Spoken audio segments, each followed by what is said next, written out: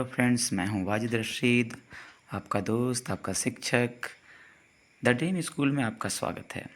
आज हम पढ़ेंगे जीव जनन कैसे करते हैं, इस टॉपिक पर एमसीक्यूज़। ये क्लास 10th का एक टॉपिक है जो अभी चैप्टर 7 में है, पहले चैप्टर 8 में हुआ करता था। इसमें जो भी महत्वपूर्ण क्वेश्चन हैं मैं उन्हें सबको बताने की कोशिश करूँगा। पहले हम बात करते हैं थोड़ी समरी की। जब हम पढ़ते हैं जीव जनन कैसे करते हैं तो इस चैप्टर में आपको जीवों के जनन के संबंध में सारी जानकारी दी जाती है। कुछ अलैंगिक जनन के प्रकार और कुछ लैंगिक जनन के प्रकार। अलैंगिक जनन में आपको 6 प्रकार पढ़ने हैं तथा लैंगिक जनन में आपको फूलों में तथा मनुष्यों में जनन के बारे में पढ़ना है। आइए एक एक करके क्वेश्चन देखते हैं और उसे हल करते हैं।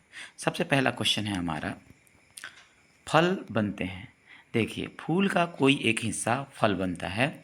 अगर आपने अच्छे से पढ़ाई की होगी तो आपको पता होगा कि अंडाशय ही वो हिस्सा है जहाँ पे फल में बदल जाता है। अंडाशय क्या हो जाता है? फल में बदल जाता है। तथा बीजांड जो होते हैं वो बीज में बदलते हैं। पुंकेसर और कलंक वगैरह सूख कर खत्म हो जाते हैं। हमारा अगला क्वेश्चन है, जीवित जीवों के लिए प्रजनन आवश्यक है। क्यों आवश्यक है? देखिए, सभी जीव अमर होना चाहते हैं। वो या तो अपने आप को अमर रख के अमर होंगे या फिर अपने जैसे जीवों की संतति को पैदा करके अमर होंगे। अर्थात कहने का ये अर्थ है कि हर एक जीव अपनी संख्या बढ़ाना चाहता है। तो इसका सही उत्तर है डी। इसका सही उत्तर है डी, यानी कि प्रजाति को पीढ़ी दर पीढ़ी जारी रखना। अगर प्रजाति को पीढ़ी दर पीढ़ी जारी न रखा जाए तो जीवन समाप्त हो जाएगा पृथ्वी पर से। आइए अब हम देखते हैं तीसरा क्वेश्चन। कौन सा अणु है जो जीव संरचना डिज़ाइन का ब्लूप्रिंट रखता है? आपको पता होना चाहिए कि किसी भी काम के लिए सबसे पहले डिज़ाइन की ज़रूरत होती है। तो उसी प्रकार से जीवों में जनन के लिए जो अणु होता है वो अपने पास एक ब्लूप्रिंट, एक डिज़ाइन रखता है। उसे हम कहते हैं डीएनए। डीएनए ही हमारे पूरे शरीर के सूचनाओं को ब्लूप्रिंट बनाता है और आने वाली संतति को ये दे देता है।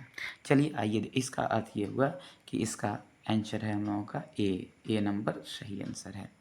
नेक्स्ट क्वेश्चन की तरफ बढ़ते हैं। चौथा क्वेश्चन, एकल जीवों में प्रजनन की कौन सी विधि है?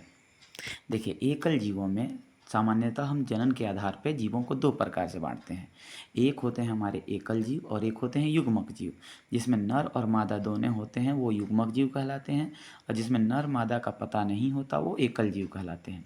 एकल जीवों में जो जनन की विधि है वो अलैंगिक है, और अलैंगिक जनन सभी हैं यहाँ पे। जैसे अगर हम बात करें तो विखंडन या खंडन भी एक अलैंगिक जनन है, पुनर्जनन भी अलैंगिक जनन है, मुकुलन भी अलैंगिक जनन है। अतः इसका उत्तर होगा उपरोक्त सभी। उपरोक्त सभी। आइए नेक्स्ट क्वेश्चन देखते हैं। प्लाज्मोडियम में अलैंगिक जनन की कौन सी विधि होती है? देखिए, प्लाज्मोडियम जो है वो मलेरिया का एक जीवाणु है, उसी से मलेरिया फैलता है। परंतु ये जब हमारे शरीर के अंदर जाता है, लोगों के शरीर के अंदर, तो अपने आप को बहुखंडित करता है तथा बहुखंडित करने के पश्चात एक से अधिक जीव बना देता है, जिससे मलेरिया हमारे शरीर में तेज़ी से फैलता है। इससे हमें बचना होगा। अतः हम कह सकते हैं कि प्लाज्मोडियम में अलैंगिक जनन की बहुखंडन विधि है। चलिए नेक्स्ट क्वेश्चन की तरफ चलते हैं। निम्नलिखित में से कौन सी बीमारी यौन संचरित है? हमारे शरीर में कई सारी बीमारियां होती हैं, कुछ बैक्टीरिया के कारण और कुछ वायरस के कारण होती हैं। हमें यहाँ पे जो यौन संचरित है, यानी कि सेक्स के जरिए अगर हम किसी के साथ सेक्स संबंध बनाते हैं, यौन संबंध बनाते हैं, किसी के साथ दुर्व्यचार या व्यभिचार करते हैं या उसकी सहमति से ही संबंध बनाते हैं, तो उस दौरान हमें रोग होने वाला है सिफिलिस। इस रोग में शरीर में खुजली नुमा कुछ संरचना होती है तथा चकते चकते उठ जाते हैं। वैसे कालाजार, पीलिया तथा हैजा ये तीनों वायरस तथा बैक्टीरिया से होने वाले रोग हैं। अतः यहाँ सही उत्तर है सिफिलिस। ठीक है, अगले क्वेश्चन की तरफ। आईयूसीडी किसके लिए है? देखिए, हमारे जीवन में जनन का एक महत्व है, परंतु अधिक बच्चों का जनन भी समाज के लिए तथा अपनी आर्थिक स्थिति के लिए, सेहत के लिए ख़राब है। तो कहीं ना कहीं हम जनन की प्रक्रिया को एक हद तक रोकना चाहते हैं। जब दो से एक दो अधिक बच्चे पैदा हो जाएं तो हमें जनन को रोकना चाहिए। इस स्थिति में हम जनन को रोकने के लिए कई सारे उपाय करते हैं। इन उपायों में से कुछ उपाय प्राकृतिक हैं तथा कुछ अप्राकृतिक या कह सकते हैं कि कृत्रिम हैं। उन्हीं में से एक तरीका है IUCD। इसमें इसका इस्तेमाल हम गर्भ निरोध के लिए करते हैं, यानी कि बच्चा पैदा होने से रोकते हैं। नेक्स्ट क्वेश्चन, निम्नलिखित में से कौन सा जीव विखंडन द्वारा जन्म करता है?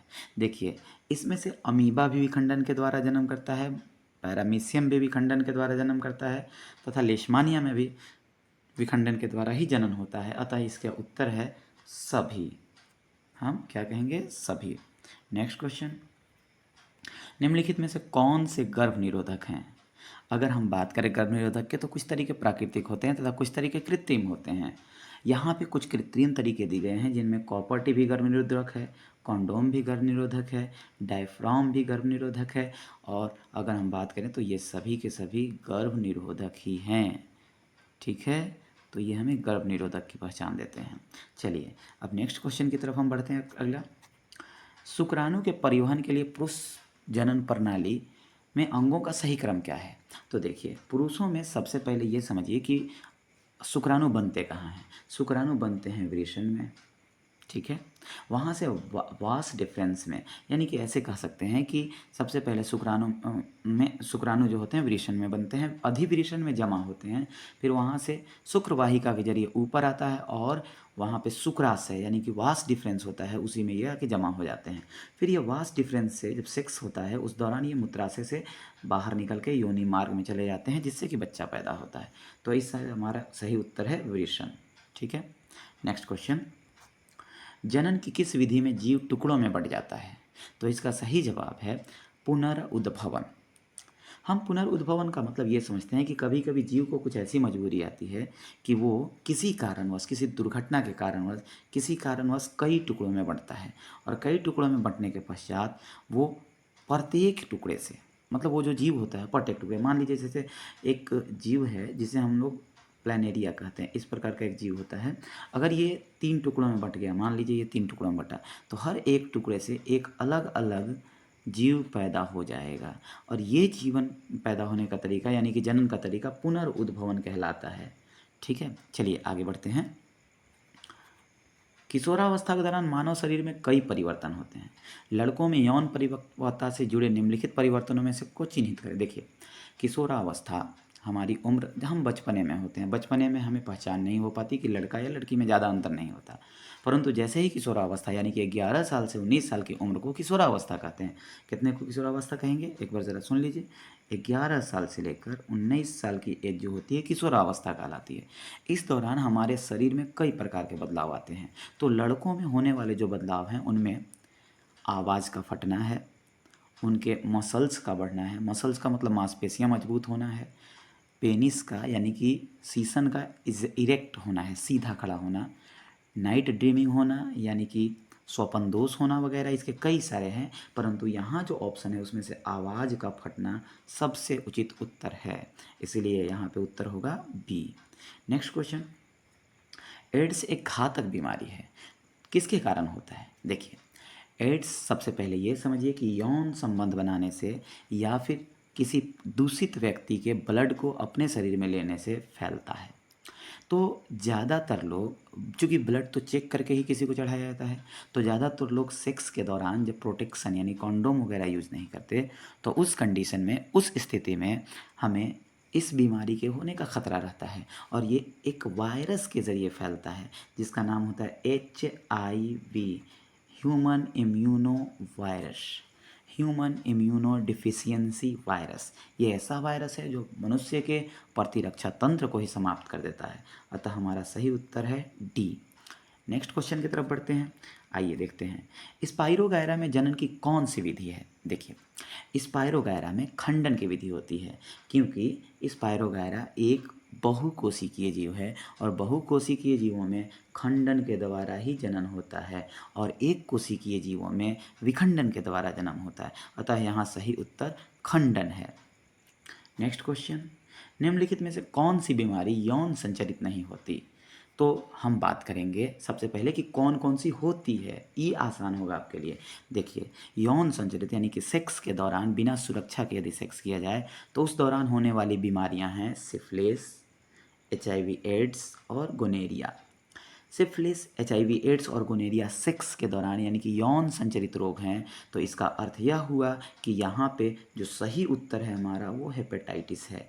हेपेटाइटिस हमारा सही उत्तर है। ये सभी रोग जो हैं ये सेक्स के दौरान होते हैं, सेक्स से होता है, ये भी सेक्स से होता है और ये वाला भी सेक्स से ही होता है आपका। यही एक ऐसी बीमारी है जो सेक्स के ज़रिए नहीं होती है, तो इसका सही उत्तर है बी। नेक्स्ट क्वेश्चन चलते हैं। 17वां क्वेश्चन में आप देखेंगे कि हाइड्रा में पुनर्जनन की क्षमता वाली कोशिकाओं का उपयोग किसके लिए करता है। देखिए ये समझिए कि हाइड्रा एक ऐसा जीव है जो जलीय जीव है। हाइड्रा की आकृति कुछ इस प्रकार की होती है, नीचे ऐसे लगा रहता है, इधर भी कुछ सोहनुमा आकृति निकली रहती है, या यूँ कह लीजिए आप कि इस तरीके से बना होता है। देखिए ये हमारा है हाइड्रा। हाइड्रा में होता क्या है कि एक मुकुल निकलता है, तो मुकुल से ही इसके एक नए जीव का जन्म होता है जिसे हम लोग मुकुलन कहते हैं। क्या कहेंगे? मुकुलन। तो इसका सही जवाब है मुकुलन। नेक्स्ट क्वेश्चन, वह प्रक्रिया जिसमें एक महिला के डिम्ड वाहिनी के छोटे हिस्से को शल्य क्रिया द्वारा हटा दिया जाता है और कटे हुए हिस्से को सिरों को बांध दिया जाता है, उसे क्या कहते हैं? देखिए सबसे पहले ये समझिए कि महिलाओं में जो गर्भाशय होता है उसमें कुछ खास अंग हैं। जैसे अगर हम बात करें तो ये इस तरीके से, यहाँ पे ये होता है अंडाशय, ये जो है हिस्सा ये वाला अंडाशय है, यहाँ पे ये जो हिस्सा है गर्भाशय है, ये हिस्सा गर्भाशय, और नीचे योनि मार्ग है। तो यहाँ से यदि मैं काट दूँ और यहाँ से काट दूँ तो अंडा बाहर नहीं आ पाएगा, जिससे गर्भधारण नहीं होगा, और गर्भधारण नहीं होगा तो बच्चा पैदा नहीं होगा। ये एक प्रक्रिया है जिसमें कि हम किसी स्त्री को गर्भधारण से रोकते हैं, और ये प्रक्रिया कहलाती है ट्यूबेक्टोमी। ट्यूबेक्टोमी के अंतर्गत डिम्ड वाहिनी यानी कि फिलोपियन ट्यूब को काटकर थोड़ा सा हिस्सा बांध दिया जाता है ताकि जनन की प्रक्रिया संपन्न ना हो पाए। तो इसका सही उत्तर है ट्यूबेक्टोमी। चलिए नेक्स्ट क्वेश्चन की तरफ बढ़ते हैं। नेक्स्ट क्वेश्चन है, मुकुलन किस जीव में देखी जाती है? ये एक सामान्य सा उत्तर है, ईस्ट में और ईस्ट। ईस्ट एक तो ईस्ट हो गया हमारा, और एक और जानवर है, एक और जीव है जिसका नाम है हाइड्रा। इन दोनों के अंतर्गत मुकुलन होता है। ठीक है। ब्रायोफिलम में आप अगर देखें तो ब्रायोफिलम में होता है आपका कायिक प्रवर्धन, पत्तों में।